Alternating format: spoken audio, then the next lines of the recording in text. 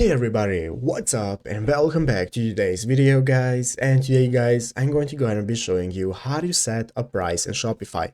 This is a very simple thing to do, so make sure to watch this quick and easy video to the very end and follow my steps correctly so you can make sure this works the same for you and you can do this yourself.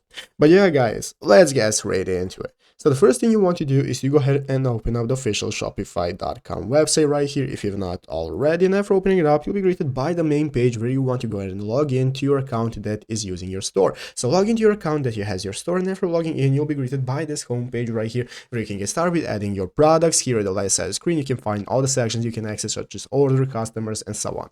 So let's go ahead and see how we can get started with setting prices. Basically guys, we are going to be doing this in the products section. So I'm going to click on products right here, and after opening a product, we can now go ahead and find out the list of all the products we have added to our store. Currently, as you can see, I haven't added any product. There is currently 0 products. So what you want to do is go ahead and add the product if you've not already. Click add product, and now we can get started with selecting our product, and I'm going to add any of the options right here. You can enter in your image and so on, and basically guys, your price is going to be right here. So this is the pricing section where you can go ahead and select your price. So here you can enter in the price and compare it price, and you can even go select if you want to charge tax on this product, and here's the cost per item that is going to be calculated. So basically that is how to set your price. Just go ahead and save it after that, and it's going to be applied. So I hope this video was helpful. If it was, make sure to leave a like and subscribe to the channel. So you guys, thank you for watching, take care, and bye.